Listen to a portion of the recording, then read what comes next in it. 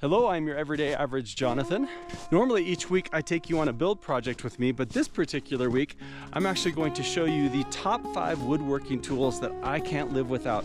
These are woodworking hand tools, power tools that I would use pretty much on any woodworking project that I have that make me a better craftsman, that make my life easier. So without further ado, let's get to the shop and get started. Okay, quick note, I'll be putting the Amazon links for each of these items in the video description. In no real particular order, what I tend to do is put the items that I use the least, those are nail guns down there on the bottom, and then sort of as I go up, you'll get to the more of the items that I pull from every single day. There's a mixture of corded and cordless tools there. Everything from Ryobi to Rigid to knockoff brands to Harbor Freight to DeWalt, and this is what I pull from. Okay, straight in. These are the top 5 woodworking hand power tools that I use and that I can't live without on any wood project. I can honestly say that on any single given woodworking project, I probably use all 5 of these on all of them. Starting off first, I have both a Ryobi and Rigid, what are called fine tools. I think they're called fine tools because they do a fine job of the, that was good. Yeah, I gotta be honest, that was bad. All right, they are cordless. Most of the time, I try to stick with corded items, but by and large, for something like these that are sort of low format, low output, being cordless is just fine. Why do I have 2 different ones? At one point, I started all of my woodworking projects, all of my project life using the cheapest tools I could find, which were these Ryobis. I'm just gonna say this about Ryobi. Ryobi does an amazingly good job for me. They're really reliable, good tools. I put so many miles and such brutal hard work, carelessly hard work on my tools. Ryobi across the board has stood up the test of time. Yes, I have had a few that have needed warranty or broken, but very few. Conversely, I thought I was upgrading across the board when I started going to Rigid with my tools. I can safely say that I would give Rigid as a whole, as a company, probably a D+ grade. They have failed me so many times, and they're more expensive and supposed to be higher quality than Ryobi's. That said, fine tools, they are for being used in what I would call kind of precision environments, in tighter fit environments where getting a circular saw or a bandsaw or something, or a jigsaw may not be possible. This one has a sanding face on it. I use that a lot for really more intricate work. It's better than a Dremel unless you need great detail. And this one has an actual saw blade on it. These do great for me. I use them. One of the areas I use these a ton on is when I'm making an axe handle or a hammer handle, and at the very top when I need to put that groove straight down where I put the wedge into, I'll often cut that shape with this. If I was better and smarter, I would probably do that with a handsaw, but here's what I use oftentimes with that. Second up, I have a menagerie of different sanders. Some are cordless, some are corded for different things. If I need to just put a quick sand on something really fast, I'll probably use this corded. It does just fine for me. For larger jobs that need something that is a little bit, I should probably change the air filter on this. But for larger format jobs, this is what I use. It's much more powerful. I can put my weight onto it, which is great. Moving straight along though, this is a hand planer. For removing a heck of a lot of material, this is what I use. It does a great job, and it keeps things uniform down a particular cut.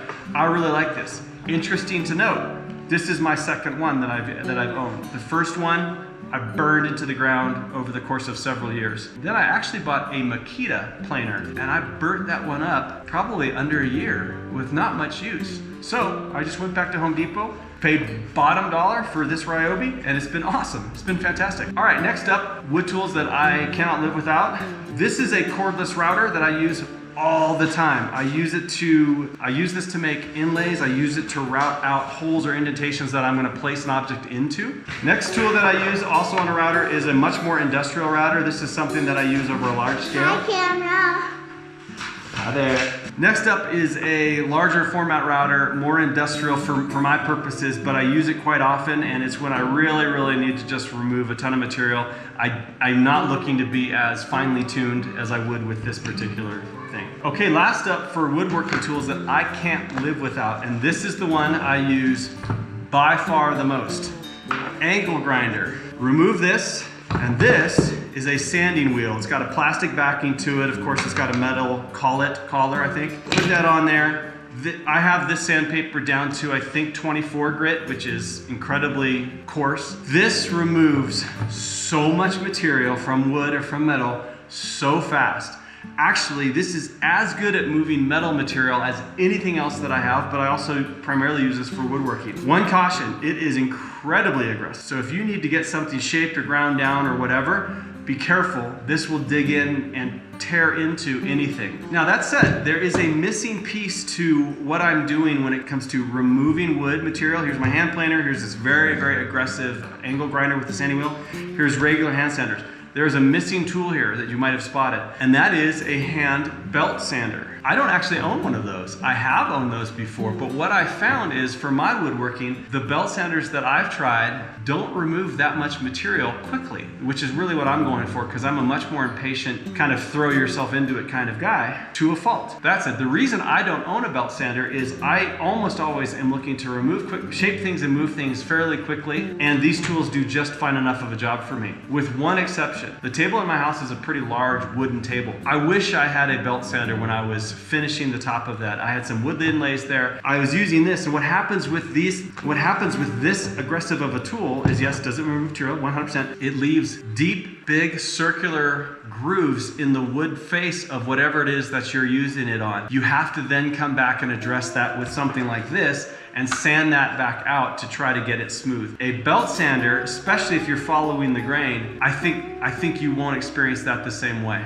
A belt sander will have grooves too, yes, I understand, but it's gonna be easier to go across. So there's a trade-off there. Fast material removal, deep grooves that you have to take care of. A belt sander is not going to remove things as fast, but the grooves are going to be a little bit better to handle. All right, 2 honorable mentions, and that is these. Everyone who does any woodwork needs to have a circular saw. This is a corded circular saw. It's a worm drive, which is lost on me, but it sounds important. But it does a really good job. It's very powerful. It does a really good job, and it cuts right through pretty much everything.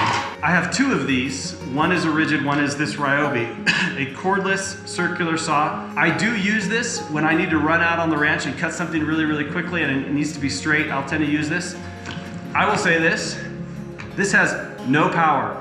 If I look at it wrong, it'll die on me. It's not the batteries, it's actually this. It just chugs through material. Same thing is true with my cordless rigid that I have. Really, it has no power whatsoever. It's shocking how little power it has. I am quite certain that other higher brands have cordless circular saws that have lots of power and do a great job. That said, I do use this often when I need to go to a place where there isn't power available. I use this or the rigid tool that I have. Thank you for joining me for that. I hope that that's helpful. I would love to hear your feedback, your suggestions on woodworking, hand power tools that I don't own, that I could try, that I could look at. I'm always open to other suggestions. If they make me faster, I would love to hear your thoughts on that. That's it for me for my tool reviews. Thank you for joining me. Until next time, God bless, be well.